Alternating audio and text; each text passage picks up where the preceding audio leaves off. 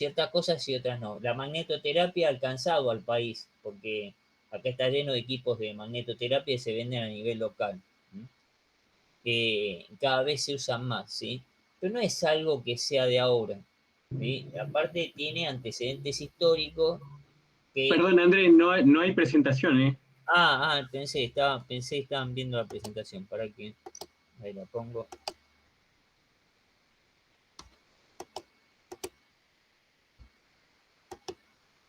Es decir, hay el origen de la magnetoterapia es de antaño, ¿sí?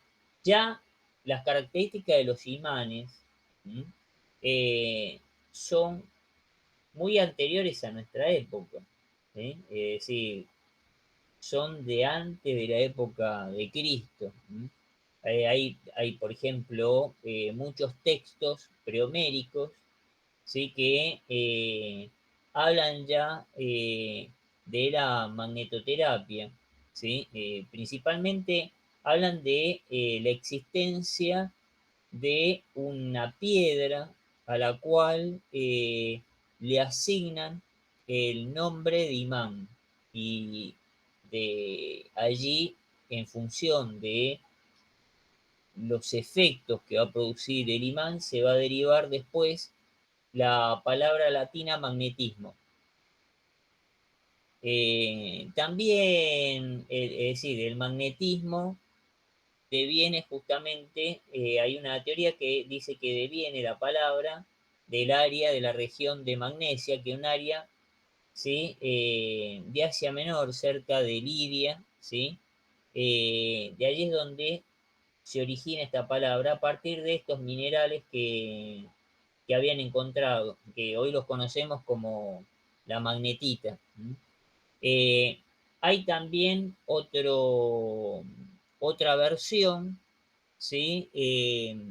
Ya una versión también, una versión latina, traída justamente por Lucrecio, eh, donde él habla de que justamente en Grecia, en realidad, en el Egeo es donde se encuentra el lápiz magnetis, ¿sí? De ahí es donde viene, en teoría, el magnetismo. Y después hay otra versión también de Plinio el Viejo, ¿sí? El cual narra una historia, ¿sí? Donde justamente había un pastor, ¿sí? Que en el monte Ita estaba con una vara que tenía en la punta, la vara tenía un aplique de hierro, y con ese aplique de hierro aparentemente el tipo, en un momento, el bastón queda suspendido del aire, flotando, ¿sí? Cerca de una roca. Y entonces a esa roca, después posteriormente, la van a llamar magnetita. ¿Sí? Son las teorías, ¿sí? La cuestión es que eh, a nosotros nos llega de forma directa a la descripción a través de Tales de la ciudad de Mileto, 600 años antes de Cristo, ¿sí? Sobre las características del magnetismo. Tales en esa época lo utilizaba para el divertimento de los nobles, ¿sí? El magnetismo en ese momento era una propiedad muy extraña, ¿sí? Porque eh, tenía la propiedad de poder atraer cuerpos de origen ferroso, una fuerza invisible que permitía esa atracción. Platón también hace referencia a la magnetita. En este caso se ve en un diálogo, ¿sí? De los que había escrito Platón, donde Sócrates dice: la piedra no solamente atrae los anillos de hierro, sino que también les imparte una fuerza similar para poder atraer otros anillos.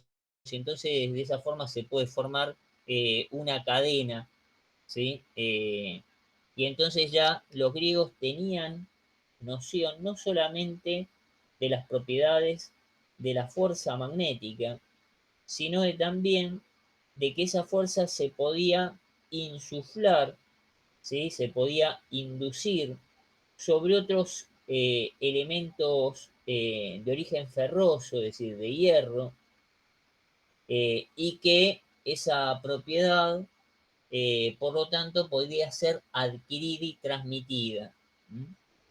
Bueno, ahí vemos este es la magnetita, ¿sí? El mineral. ¿Ves? Entró alguien más. Ahora,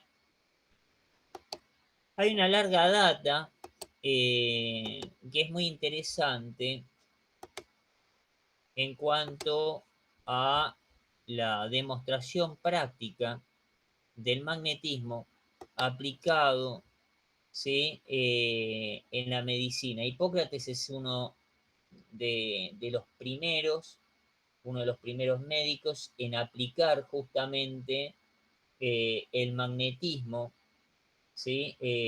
Como una herramienta para poder tratar afecciones intestinales. ¿Sí? Esto él lo describe bien en su Corpus Hippocraticum, ¿sí? Que era un libro donde, bueno, Hipócrates explica ahí su método médico, ¿sí?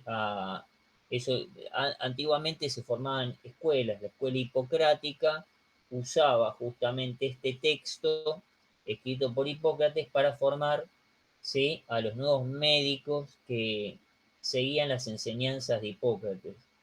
Y dentro de ese texto hay una parte específica donde se narra la utilización justamente de la magnetita para este tipo de afecciones, e incluso para poder tratar cierto tipo de afecciones obstétricas.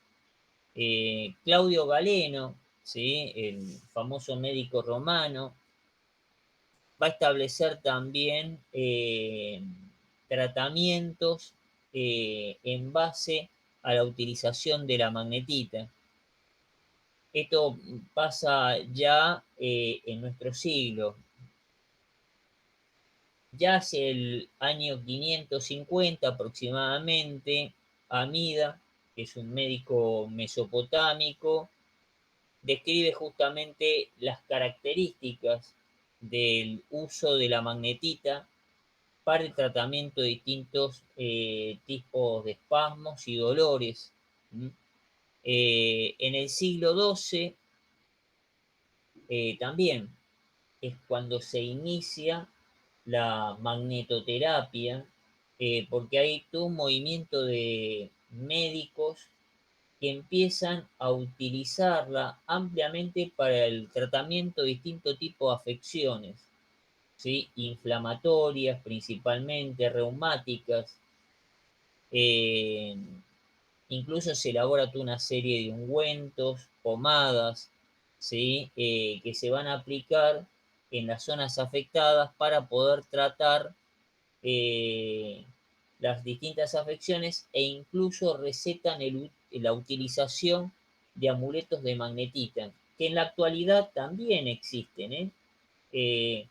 Van a ver que, bueno, ya no se usan más los amuletos, pero sí van a encontrar en mercado toda una serie de pulseras, ¿sí? Que son magnéticas para el tratamiento de distintas afecciones. Eso lo van a ver en mercado. Bueno, además está decir actualmente el uso del biomagnetismo, eh, que ahí hay como una gran división médica y algunos médicos que aceptan la utilización del biomagnetismo y otros que miran a la distancia y que no están muy convencidos, ¿sí? Después tenemos a Paracelso, ¿sí? También que él va a definir justamente una serie de tratamientos en función de la utilización de los polos magnéticos aplicados directamente sobre el área a tratar. Es más, Paracelso va más allá porque inclusive comienza a tratar casos de epilepsia, trastornos histéricos, hemorragias, tumores. Son todos tratamientos pura y exclusivamente empíricos, ¿sí? El tipo obtiene muchísimos casos de éxito. Eso justamente porque, por los efectos que después vamos a explicar que tiene el magnetismo respecto de la vasoconstricción, ¿sí? O la vasodilatación, dependiendo cómo coloques, es decir, qué polo es el que coloques, ¿sí? Del imán. Entonces puedes ante una hemorragia provocar una vasoconstricción y entonces hacer que se contraiga el vaso y entonces rápidamente pueda formar un coágulo. Y justamente los casos de epilepsia e incluso los trastornos histéricos hoy en día son aceptados porque justamente el cerebro eh, está formado por internamente distintos campos magnéticos a partir de las neuronas y entonces están ampliamente documentados, ¿sí? Tratamientos para poder reducir los casos de epilepsia, es decir, poder reducir, ¿sí? Digamos, el cuadro agudo, ¿sí? Para poder ayudar en los casos de epilepsia, incluso en el caso del tratamiento de la histeria. ¿Sí? Es Gilbert el que va a poner justamente a esto le va a imponer el método científico. ¿Sí? El médico de la reina Isabel I, en el año 1600, va a publicar De Magnete, que es la obra cumbre de Gilbert, donde se va a encontrar allí, vamos a encontrar todos los experimentos que va a realizar justamente Gilbert y vamos a tener allí los primeros intentos de transformar el magnetismo, ¿sí? Fundamentar el magnetismo desde el punto de vista científico, ¿sí? Pudiendo de alguna forma poder ponderar sus efectos. Aparte a Gilbert le debemos justamente eh, todo el desarrollo de las investigaciones sobre el campo magnético terrestre e incluso la influencia de ese campo magnético sobre las entidades biológicas. Pero es el mesmerismo, ¿sí?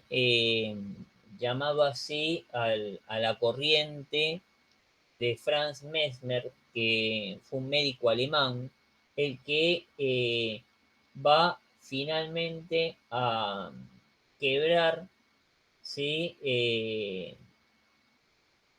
Y va a llevar de forma masiva, ¿sí? Su método de aplicación sobre la magnetoterapia, ¿sí? Hasta acá todos trabajan con imanes naturales o imanes artificiales, ¿sí? Él va a ser el primero en establecer la teoría del magnetismo animal, ¿sí? Y él va a establecer justamente la teoría de que en el cuerpo humano existen los polos magnéticos y que entre estos polos se va a establecer un fluido de energía, ¿sí? Y que justamente la enfermedad en el organismo se va a deber justamente al bloqueo de esa energía, ¿sí? Que va a existir. Si establecemos un paralelismo, el mesmerismo es muy similar a la teoría china, ¿sí? Sobre el ki constituido por el yin y el yang. Eh, y justamente que la enfermedad se produce, dicen los chinos, en el cuerpo cuando la energía vital es bloqueada y no fluye. Ese yin y yang, ¿sí? Cuando se acumulan en un punto y se rompe el equilibrio, ¿sí? Entre las energías, el organismo tiende a enfermarse.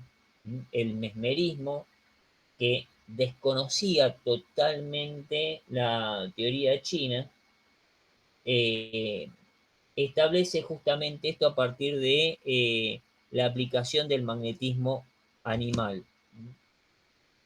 Son varios los médicos que durante el mesmerismo, ¿sí? Van a relatar las distintas aplicaciones que va a tener la magnetoterapia. Un cuadro clínico, por ejemplo, en una mujer de unos 26 años, ¿sí? La cual tenía desde hacía mucho tiempo un padecimiento histérico, ¿sí? Termina saliendo de ese padecimiento a través de la aplicación, ¿sí? Tanto en sus manos como en la cabeza, ¿sí? De las piedras magnéticas. Eh, Después Volten, también de la región de Hamburgo, va a relatar un caso de aplicación donde en este caso puede hacer que un paciente termine con un proceso de parálisis.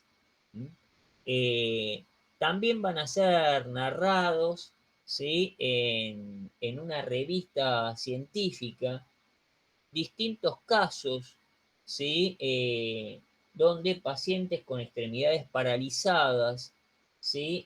Vuelven a entrar en funcionamiento a partir del uso de los imanes, ¿sí? Eso es porque hay un proceso de regeneración de los tejidos, que se encontraban dañados, y entonces hay muchos de estos casos que van a ser narrados. En todos los casos, en todos los casos que describen los médicos que ejercían el mesmerismo, en todos los casos, todos coinciden en que los pacientes, si consultados, todos sienten una sensación de calor en la zona de aplicación, así como también un incremento en la actividad urinaria y en la actividad intestinal.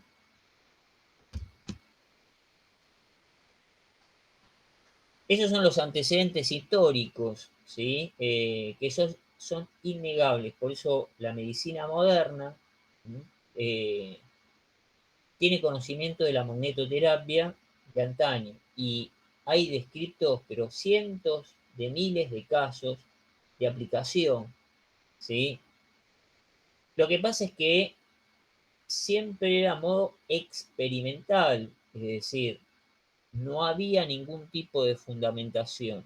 Hoy, con la tecnología que tenemos hoy en día, podemos fundamentar, ¿sí?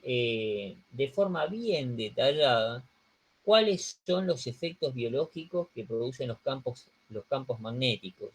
Estos efectos van a radicar desde el punto de vista bioquímico, del punto de vista celular, del punto de vista tisular y del punto de vista sistémico. ¿Por qué? Porque partamos de la siguiente premisa. Todo átomo está formado por electrones, y los electrones están constituidos por partículas eléctricas. Es decir, perdón, los electrones portan una carga eléctrica, y bien es sabido que toda carga eléctrica que se desplaza crea un campo magnético. Como el electrón de por sí tiene un movimiento de rotación sobre su propio eje, entonces el electrón crea un campo que lo conocemos hoy, bien lo conoce la física, como spin. Por lo tanto, todo campo magnético afecta al electrón, y eso está ampliamente documentado por la física. Si afecta al electrón, todo campo magnético afecta a un átomo y puede afectar a una estructura molecular. De eso lo tenemos ampliamente documentado y lo utilizamos, de hecho, en electrónica a partir de lo que conocemos como efecto Hall, que es aquel efecto mediante el cual nosotros influimos a la circulación electrónica por la proximidad de los campos magnéticos. Bien es sabido que los electrones entonces se van a desviar o van a ser atraídos dependiendo cuál sea el campo que quede frente al chorro electrónico. Eso se puede ver bien, ¿sí?, en la serie de experimentos que se hicieron ampliamente en los famosos tubos de descarga. Por lo tanto, si nosotros podemos influir sobre las estructuras atómicas a partir de un campo magnético, influimos sobre toda la materia, porque la materia está constituida por átomos, por lo tanto un campo magnético afecta una estructura molecular, y si afecta a una estructura molecular, afecta a cualquier complejo químico, y por lo tanto la bioquímica no es ajena a eso, porque en esencia sigue estando formada por electrones, siguen estando formados por protones. De hecho, dentro del núcleo, y que nosotros no lo mencionamos, pero dentro del núcleo atómico, el protón también tiene su propio spin y crea su propio campo, porque tiene un movimiento de rotación. Y eso es característico, se ha visto, de prácticamente todas las partículas que portan carga eléctrica. Por lo tanto, nosotros podemos decir que a nivel bioquímico, ¿sí?, el efecto de los campos magnéticos van a provocar la desviación de partículas eléctricas. Si hay desviación de partículas eléctricas, por lo tanto, esa desviación va a provocar movimiento de partículas y por lo tanto corrientes eléctricas. Estas corrientes eléctricas pueden ser creadas dentro de una célula o externas a la célula, porque de hecho van a estar afectando a las concentraciones de sodio y potasio, porque van a afectar de forma directa a las bombas de sodio y potasio. Además, se puede percibir desde el punto de vista bioquímico también un efecto directo sobre el efecto piezoeléctrico sobre el hueso y el colágeno. Entonces vamos a tener la posibilidad de, y eso está demostrado y está documentado, ¿sí?, un incremento o una aceleración en la velocidad de generación de osteocitos, que son las células que forman parte de los huesos, permitiendo que el callo, ¿sí?, cuando se produce una quebradura, el callo que se forma y que solidifica el área que se quebró, se forme más rápidamente.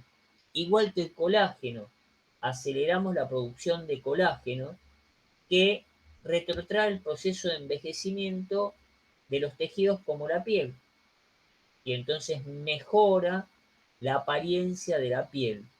Se reduce ese fenómeno de efecto papel que se llama, ¿sí?, producto del proceso de envejecimiento. Al incrementar el colágeno, entonces la piel vuelve a tener el mismo cuerpo que tenía cuando el tejido era muchísimo más joven. El aumento también de la solubilidad, ¿sí?, es decir, el aumento de la concentración del agua, ¿sí?, en distintas sustancias. A nivel celular, ¿sí?, los efectos que vamos a tener, Perdón, antes una consulta. sí, ¿Y a nivel bioquímico no se considera relevante la presencia de hierro en la sangre? Es un elemento importante. sí, pero eso se ve a nivel tejido, porque la sangre es considerada como un tejido, ¿se entiende? Ah, perfecto, listo, listo. La sangre es considerada como un tejido, entonces está a nivel tejido. A nivel tejido promueve justamente la concentración de hierro, ¿sí? Porque los glóbulos rojos están justamente constituidos por una molécula de hierro, que es donde justamente se adicionan los átomos de oxígeno. En cada núcleo de hierro podés enlazar 4 átomos de oxígeno. Y entonces, a nivel tisular, mejorás el nivel de oxigenación en sangre, ¿sí? Y de todos los tejidos en realidad. Entonces, a nivel celular, eh, vamos a mejorar el metabolismo,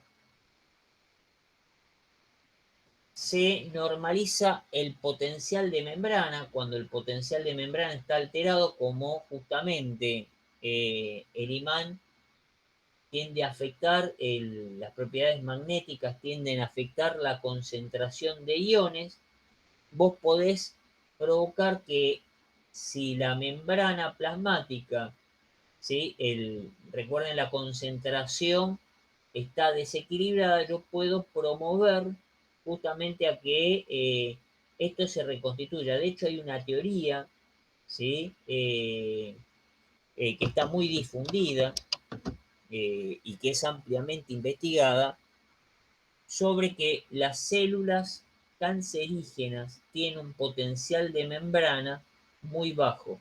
El potencial normal de membrana, recuerden que está entre 60 y 90, entre menos 60 y menos 90 milivolts. El lado interior contra el exterior. Dependiendo eso, qué tipo de célula tengamos. Bueno, hay una teoría que establece que cuando ese potencial transmembrana, si se lo llama PTR, ¿sí? La teoría del PTR, está por debajo de los 60 milivolts, ¿sí? La membrana está enferma. Y por debajo de los 30 milivolts ya es una célula del tipo cancerígeno. Es una célula que ya se reproduce sin control.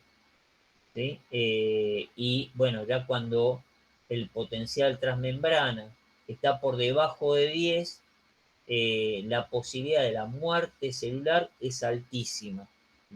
De hecho, bueno, cuando se produce la muerte celular, el potencial transmembrana vale cero, es decir, la diferencia de potenciales entre el medio interno y el medio externo ya no existe. Eh, y esto está regulado por las bombas de sodio y potasio. Por lo tanto,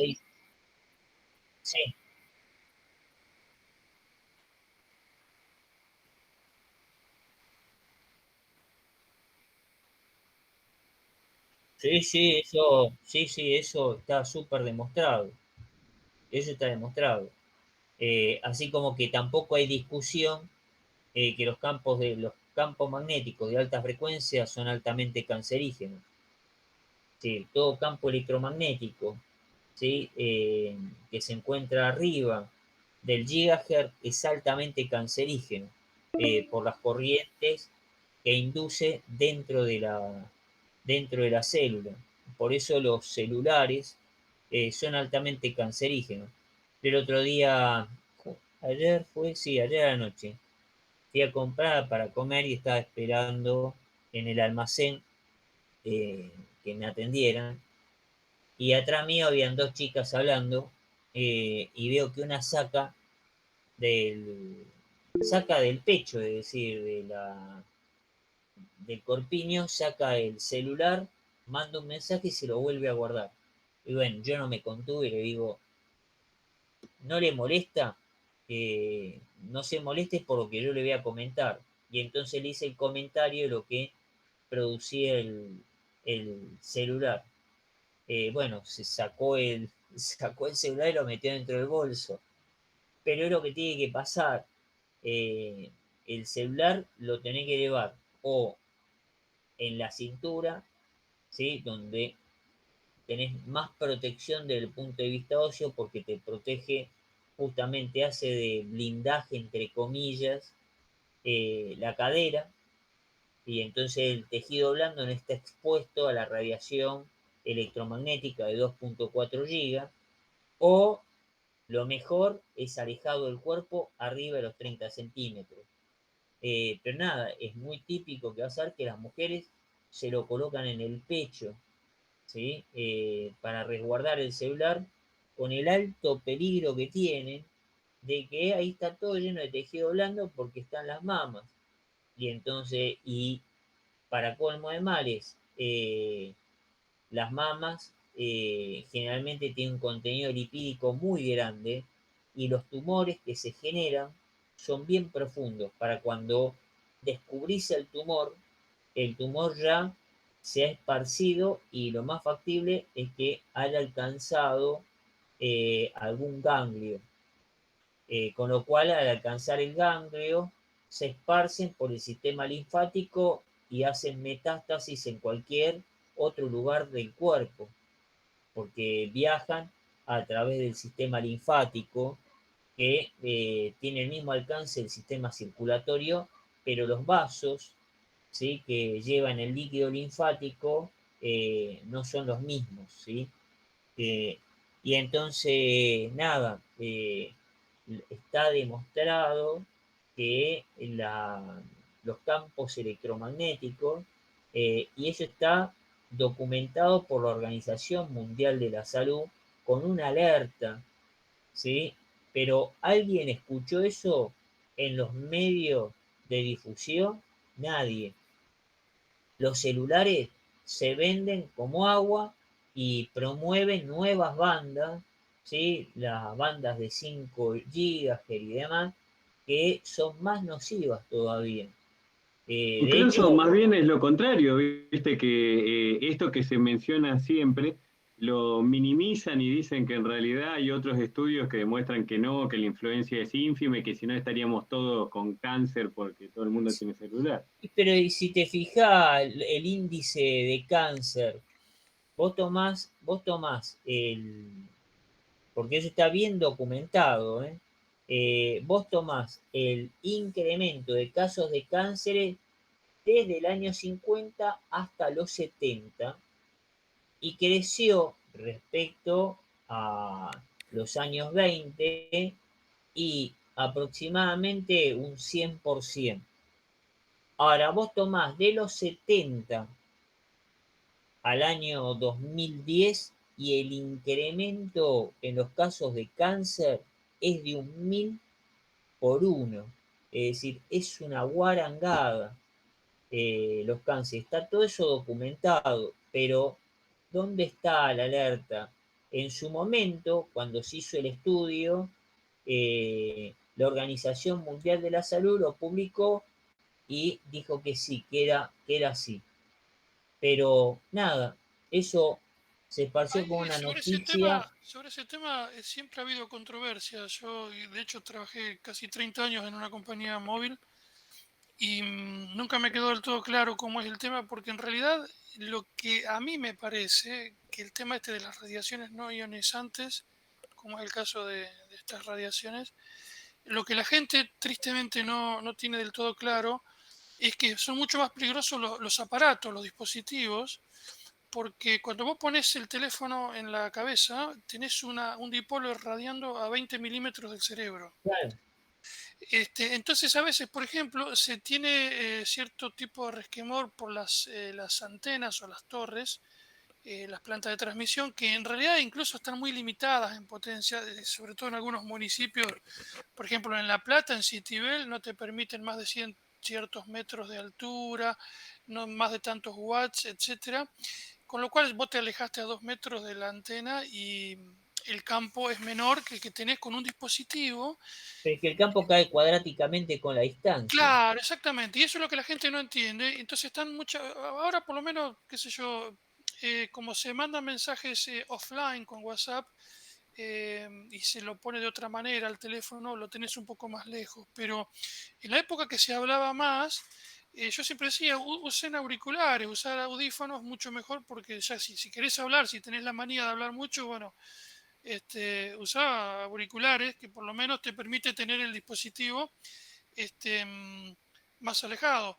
Y no es solamente las bandas de 5 GB, las bandas de 5 ya están. Por ejemplo, la quinta generación va a ser uso extensivo de la banda G, que está en 3500 aproximadamente, que sigue siendo una banda de frecuencias que ya hemos de algún modo atacado. Pero después se vienen las bandas milimétricas, que están entre 26 y 28 gigas, después Ah, 30, mierda. 30 y pico. La banda E, que está en 70 GB, y en la sexta generación se está hablando de las bandas submilimétricas, que están hablando del orden de los 300 GHz. Ah, Este, bueno.